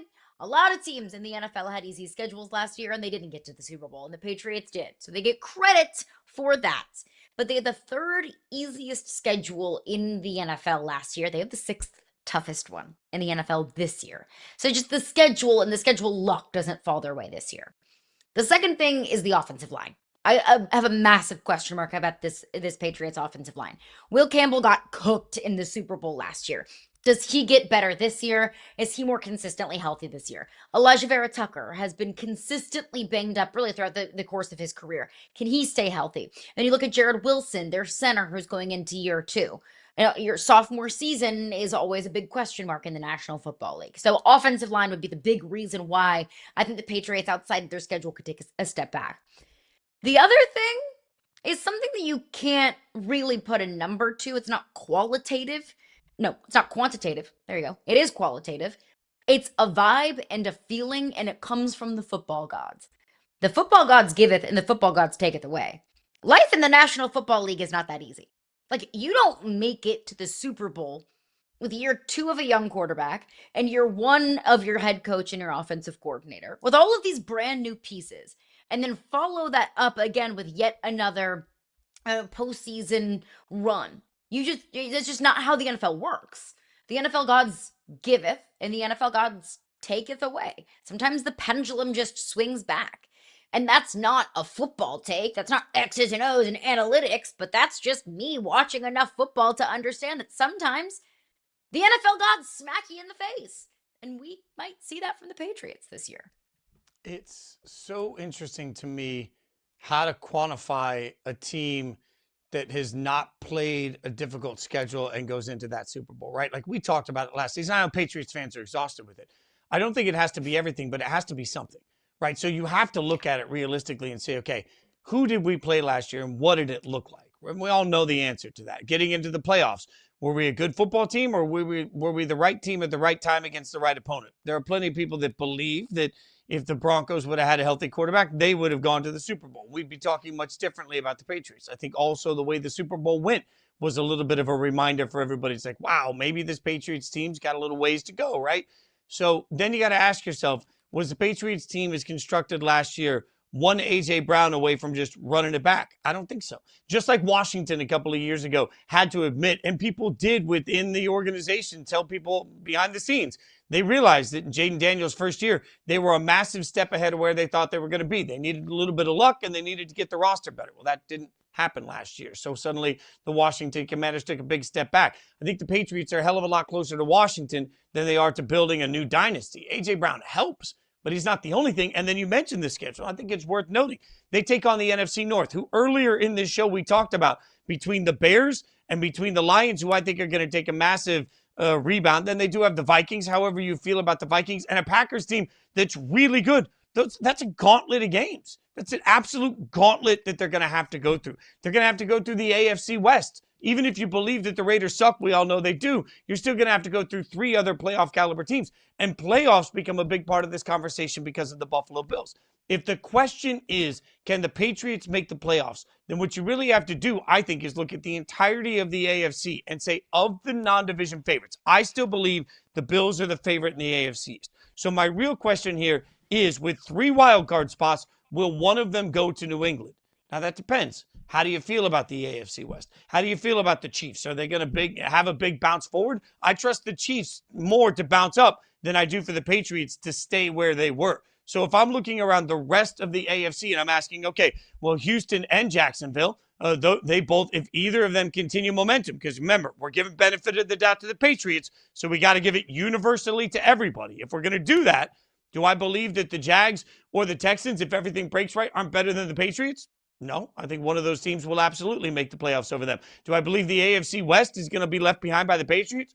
No. So if I'm looking across the board, there are just too many good wild card caliber teams. If I equally apply benefit of the doubt to a Patriots team that last year had a lot go their way and didn't add much this offseason, I don't find the path to New England making the playoffs when I just use my logical sense. I think another thing that is important to point out is, look, luck is involved in every single championship. Every single path to a Super Bowl, there is luck involved. I don't care if you're the greatest team that we've ever seen. You have to get lucky at some point. The ball has to bounce your way. The Patriots also got lucky in that Patrick Mahomes didn't make the postseason. Joe Burrow didn't make the postseason. Lamar Jackson didn't make the postseason. If we were to make a list of the best quarterbacks, not just in the AFC, but in the NFL, a top 5 list, those 3 guys would be on it. of the best 5 quarterbacks in the NFL, and the Patriots didn't have to see any of them in the postseason. I think you have to point that out as well. I don't think Patrick Mahomes and Joe Burrow and Lamar Jackson, or any combination of those 3 quarterbacks in those 3 teams, are going to miss the postseason for a second year in a row. The Patriots did get lucky in that respect. Yeah, it's going to be an interesting year for New England, not for any of the controversy off the field, but for everything on the field and what A.J. Brown will bring to it. We'll figure that out over the course of the summer. But coming up next, from one great to the next, Michael Collins, the great, going to join us. He'll talk a little bit of U.S. Open. We'll get his thoughts on what we can be expecting coming up. The Caddy.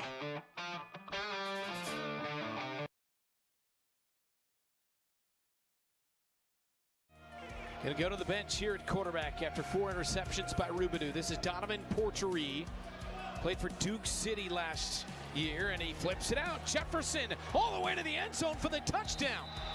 So he hits the quick strike to Jefferson near side, and Jefferson goes all the way across the field and gets to the end zone, and just like that, 1-of-1 and a touchdown for Porchery off the bench.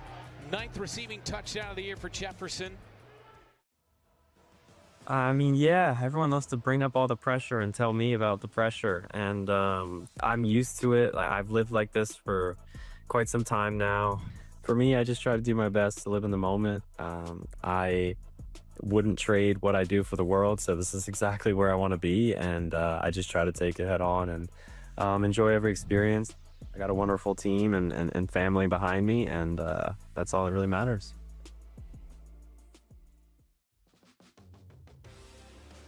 What about the pre-fight talk? Do you feel like there should be a line?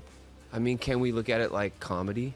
I think that would be awesome. You think that would be better? Even well, if you're talking about moms everyone, and stuff. I mean, that sucks if someone did, you know? Like, yeah, okay. I think, like, building up to it, like, if you and I were standing across from each other and we were going to fight, you'd probably say a bunch of stuff you really don't mean.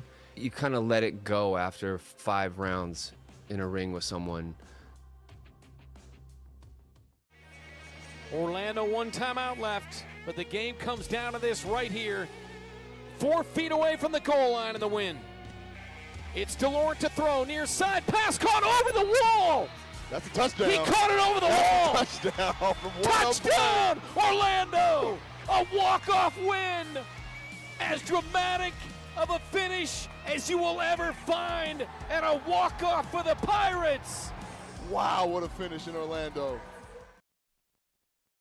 Jon Rahm has no interest in helping Live Golf find new investors following the decision to pull funding from the league. Quote, "My job is to play golf. I'm never going to claim to know anything about business." That's a great quote by him, and certainly understandable. Returning to Yahoo Sports, somebody just makes my heart smile every time I know he's coming on. The great Michael Collins. Thanks for being here. All right. My job is to play golf. Is that the golf equivalent of Marshawn Lynch saying, "I'm just here so I don't get fined" from Rahm?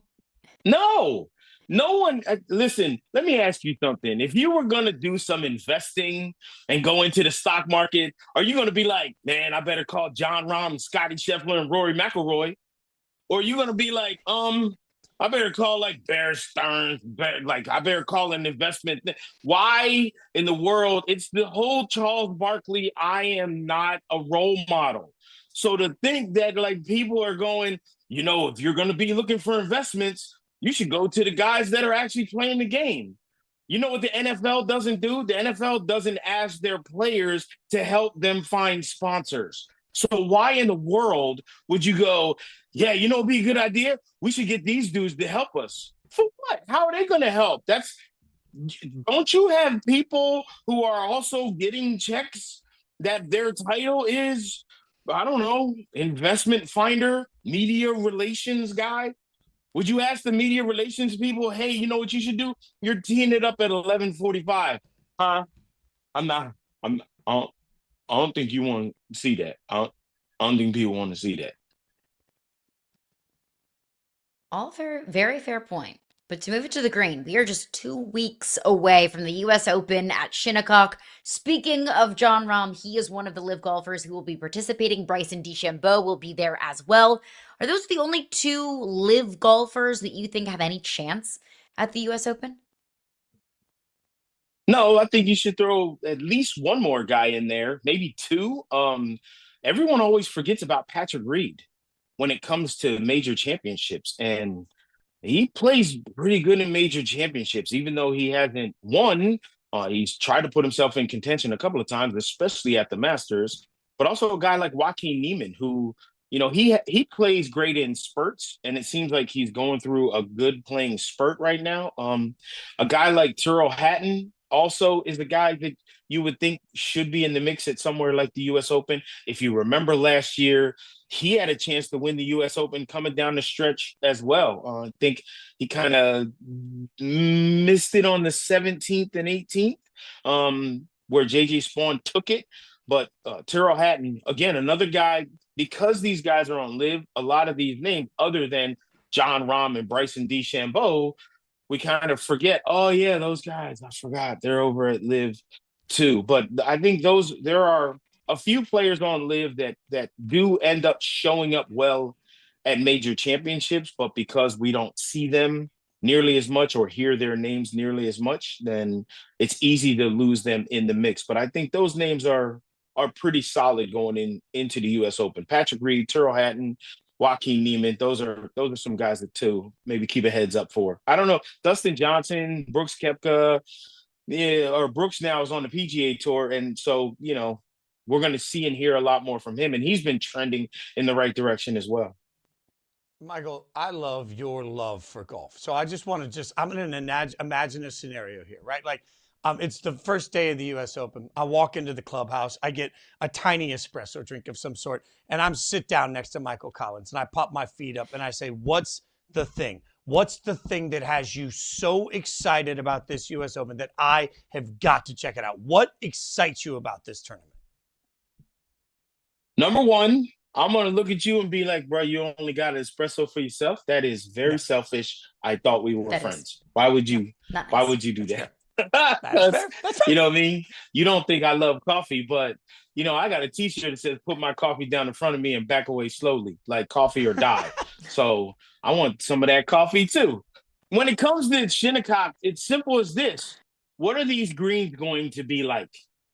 Because I caddied this U.S. Open when it was there in 2004, and I remember they lost 2 greens there. One of them was a par 3, and they came out and syringed those greens. They were like watering those greens after every single group.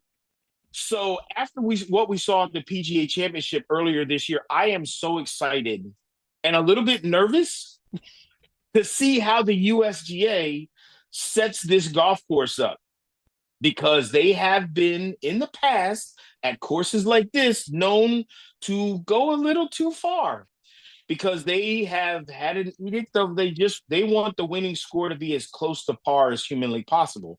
And sometimes with the best golfers in the world and Mother Nature, you have to almost make a golf course unfair to do that against the best players in the world. And I don't think that's what golf should be, or even at the highest level and what the U.S. Open's hoping for. So I'm anxious to see what these greens are like for Monday through Wednesday, how they start changing Thursday, Friday, and then if they get to a point where if the weather is perfect and we don't get any kind of big rains or anything like that to Mother Nature softening the course up, I am so looking forward to seeing how the USGA tries to battle the best golfers in the world. And I'm hoping that one of the greens doesn't get out of hand, or 2 of the greens don't get out of hand. Because, I mean, you remember when Phil Mickelson hit the ball when it was moving already, and then said he did it on purpose so he could go back and put it back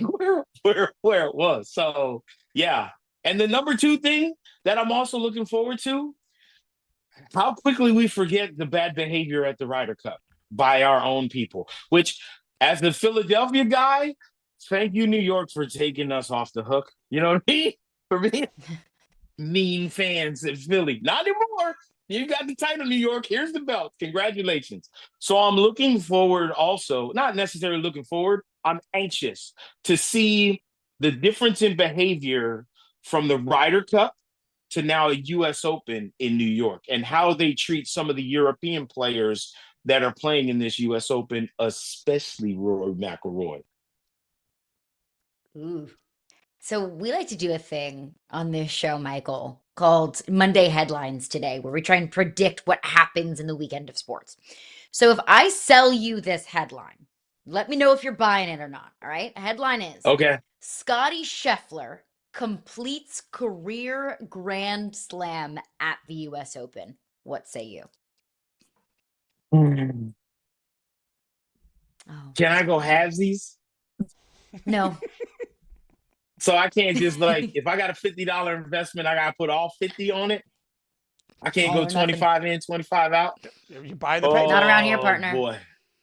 I know, man. Oh my goodness. This is, oh my gosh. It's so hard because even though Scotty has been playing fantastic golf right now, he's not on an upward trend, right? And how do you say the number one player in the world is he's also not on a downward trend?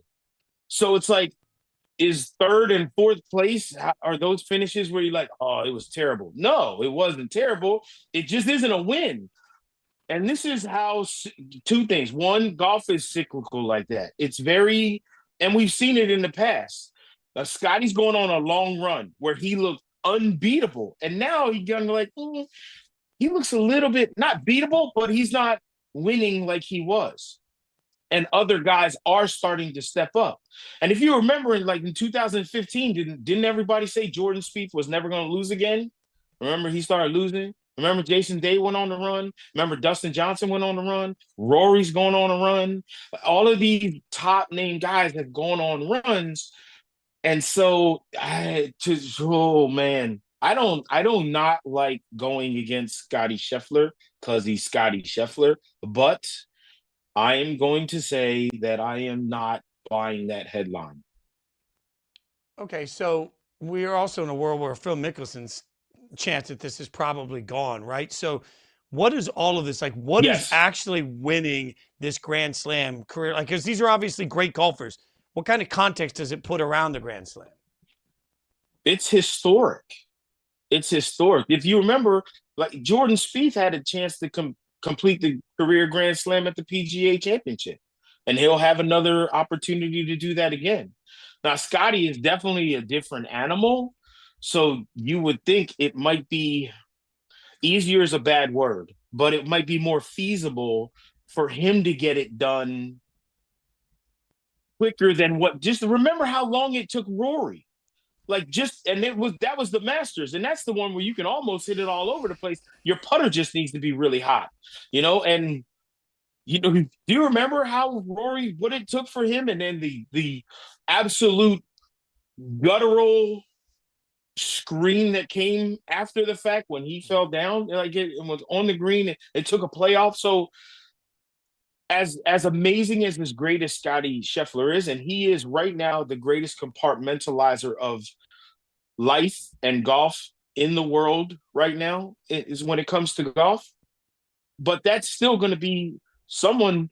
There's that little guy sitting right here who's still in the back of your head or whispering in your ear, you know what this is going to mean? Don't act like you don't know. Because the historic nature of this, we're still not two hands full on how many guys have done it, right? We ain't got to the feet yet. I think that tells you something of what an accomplishment this would be. So as great as Scotty is compartmentalizing, hey, it's just golf and I'm just playing this next shot that's in front of me, and he is the best at doing stuff like that. But because of what this means historic-wise, yeah. And Phil's going to be one of those guys who's got 3 and not 4.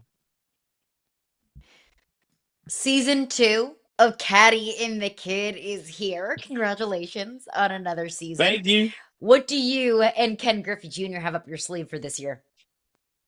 Oh, so the third episode just had come out, and that was that Stream Song, and holy cow, like the response has been awesome. I guess I can tell y'all, Fitz, only because me and you've been friends for a long, long time. I'm gonna let y'all in on this.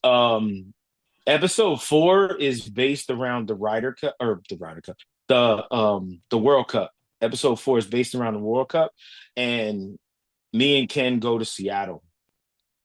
So the next episode is us in Seattle. And our photography is involved.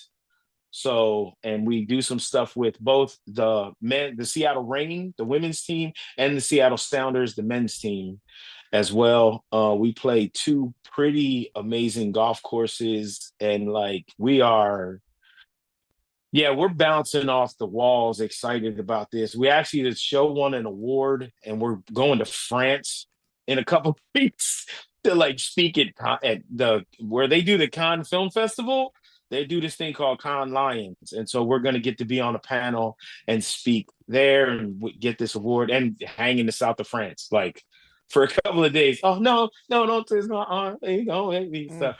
So we're having so much fun. And basically all it is, it's what me and him do all the time anyway. And we just kind of let cameras come along.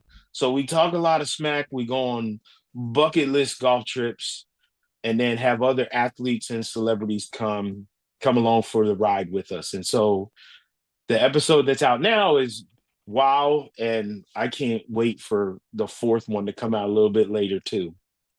Yeah, one of my favorite things about you as a human being is everything you're a part of just brings joy, brother. So that's amazing. Check out Caddy and the Kid. One of my favorite people on the planet I've ever worked with. Michael Collins, we appreciate your time. Thanks, we man. appreciate your passion. We appreciate your joy, brother. Good to see you so Come happy. Come on back with us. We got to have you back soon. There's enough angry, pissy people in the world already. I'm not going to be another one, okay? Sometimes we're only here for one ride. Can we have some fun a little bit? Just a little bit. Hell yes. Love you, brother. Thanks for coming on. Love Michael y'all Collins. too, man. Check out Cat and the Kid season 2. Check it out on YouTube. Always great stuff. Thanks, Michael. Collins is absolutely crushing it. As always, he's doing great work. Coming up, speaking of greatness, James Dolan might suddenly want an apology from a lot of people and some credit from some others. We'll tell you about it next.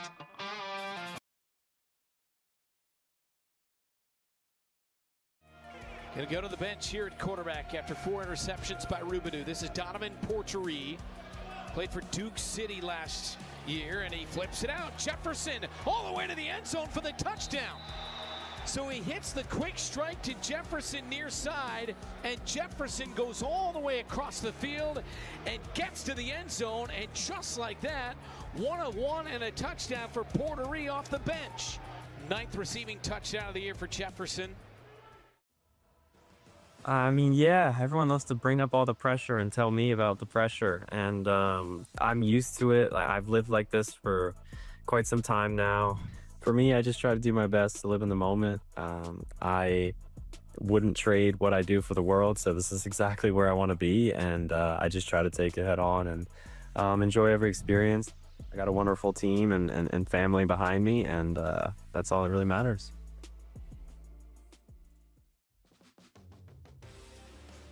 What about the pre-fight talk? Do you feel like there should be a line? I mean, can we look at it like comedy? I think that would be awesome. You think that would be better? Even well, if you're I talking think about moms and stuff. I mean, that sucks if someone did, yeah, okay. I think building up to it, if you and I were standing across from each other and we were going to fight, you'd probably say a bunch of stuff you really don't mean. You kind of let it go after 5 rounds in a ring with someone. Orlando, 1 timeout left, but the game comes down to this right here. 4 feet away from the goal line in the win. It's DeLorme to throw, near side, pass caught over the wall. That's a touchdown. He caught it over the wall. Touchdown from Touchdown, Orlando. A walk-off win. As dramatic of a finish as you will ever find, and a walk-off for the Pirates. Wow, what a finish in Orlando. Last season, the Knicks fired head coach Tom Thibodeau, owing him $30 million after he pulled them out of mediocrity. Owner James Dolan said it was his call. Now he and first-year head coach Mike Brown have the Knicks in their first NBA Finals since 1999. That from Front Office Sports, and it brings up an interesting conversation. Because if we're going to be honest for a second, for the last decade or so, when any sports fan anywhere wanted to make a joke about a bad owner, the name James Dolan was thrown around. In fact, when I was at ESPN, I once got in trouble for something I said about James Dolan because of ESPN's partnerships with Dolan. He didn't like it. He didn't like the tone of it. He listens to it. He hears it. He knows what people have to say about him. He knows what people have to say about the Knicks. And Caroline, I'm looking around now saying, hey, for all of the grief and aggravation, I and many others have given James Dolan, the Knicks are in the NBA Finals because of him. Maybe there's a little bit of crow to be eaten by a lot of people if this actually works for the Knicks. Well, you could say, well, even a blind squirrel finds a nut every once in a while. But if that nut is in the form of the NBA Finals, then I am not going to complain if I'm a Knicks fan. I thought the Knicks and James Dolan were wildly stupid for firing Tom Thibodeau. I thought, how in the world are you going to fire a coach that just brought you to the Eastern Conference Finals? My goodness. But that shows how much I know and how wrong I was. And Mike Brown has been the missing piece. And we talked to Nick Friedel late last week, and we asked him, why is Mike Brown why was he the missing piece? Why has Mike Brown done what no other coach has done for the New York Knicks in the last, 30 years?